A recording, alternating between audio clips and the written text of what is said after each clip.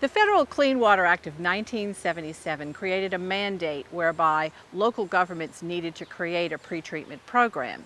With me today is pretreatment manager Dennis Brunson for the City of Hot Springs. You've been with the city for some time, and it's been a while since we've talked about pretreatment. Yes, that's been a while and stuff. I've been with the City of Hot Springs now for about 22 years. Wow. And the purpose of our program here is that we're actually mandated, like I said, Clean Water Act by EPA, Environmental Protection Agency. If you can see around us, our primary purpose is regulatory control, and we want to make sure that we protect our water source here, our aquatic life, our drinking water source too as well.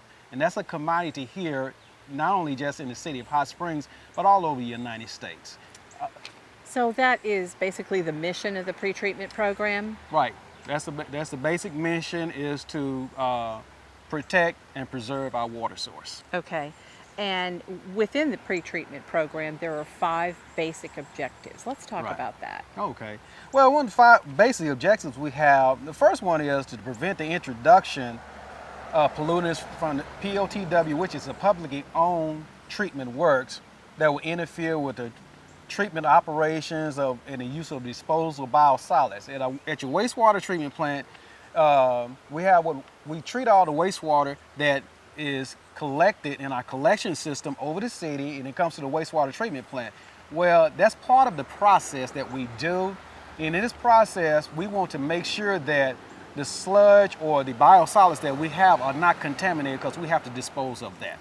That's one of the objectives right there. And the other objective that we do have is that any type of interference from contaminants that are not removed from the wastewater treatment process, we want to make sure that that doesn't pass into our receiving streams that will affect the aquatic life, that will affect the recreational use of our waters, and that will protect our drinking water source. That's very important.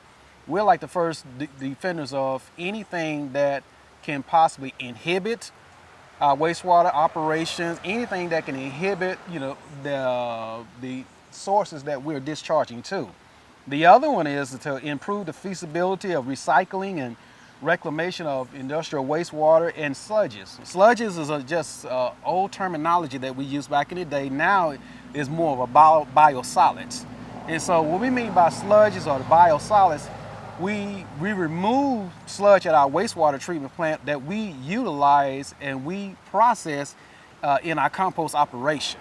And we can use that as a soil conditioner, as well as any type of fertilizer that when you use for regrowth you can use it on your plants, you can use it in your garden, you can use it on your lawn as well. That's we want to make sure that is protected too, so there will be no possible contaminations or anything that's going to contaminate our soil. The other is we have to, in pretreatment, we have regulated industries that we have permitted here in the city that have heavy metals in it, that are even federally regulated by EPA too. So that's where our job comes in, to prevent these contaminants and making sure that they are removed at the industrial source. So therefore, it's almost like an ounce of prevention worth a pound of cure. So if we can stop the pollutant loading at the source itself, that will make it much easier for us to process domestic wastewater that are entering into our collection system. The other one is to reduce health and environmental risk to pollution caused by discharge of a publicly owned treatment works. Well, one of the things is that we want to make sure that what we are discharging is user-friendly in our receiving streams. When we draw our water source out from the lakes or from the river that we draw our water source from, which is the Ouachita River, we want to make sure that we return or reclaim that particular waters, return it back to its natural state, or even better.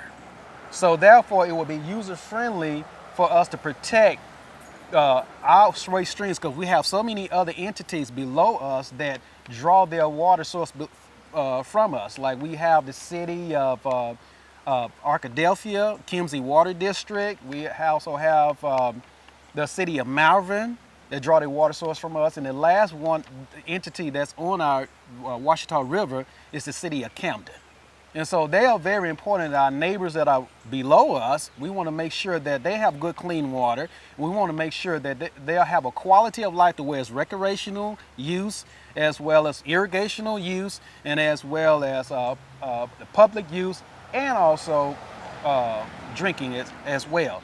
So many times we take for granted when we turn on the faucet, Terry, is that, well, it's there, but it's a whole lot curtailed into processing it and returning it back to its natural state. So if you ever wondered why your sewer bill is much higher than your water bill, well, it costs more money to treat wastewater, or sewer as they call it. And we lose sight of that. Yeah, we lose sight on that. It's a very complicated process. Yeah, it's very complicated. And there are so many regulations along the way that must be met. That's and right. as you say, we have a responsibility to produce the best possible product that is passed on to our neighbors downstream. That's correct.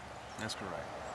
It's fascinating that as everyday citizens, we have no idea of the responsibility that your division has to carry out on a daily basis. That is right. Because like I said, in our receiving streams, we want to make sure when we bring our families down, as you can see all the bluegill fish, and you can see a few little, younger bass here. We want to make sure that it stays in its natural state, and that it not only just enhance the beauty of our city, but you want to make sure that it's a place that where you can come and that you can enjoy yourself, and that's part of our overall quality of life.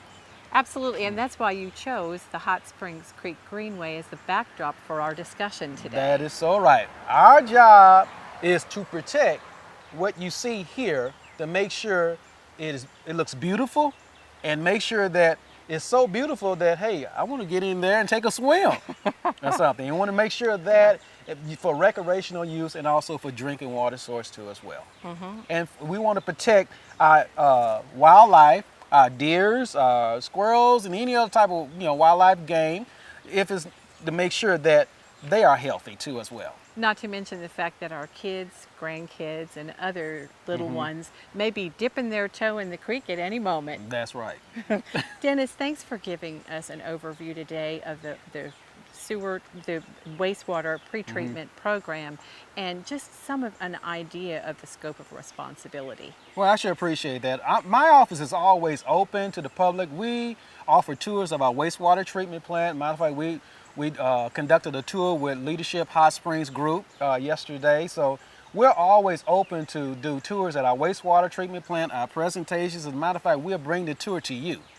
That's interesting. And going to the plant itself is fascinating. It's fascinating. Yes. It's very fascinating. Dennis, thanks again for your time today. Okay. Thank Next you. week, we'll bring you more city news.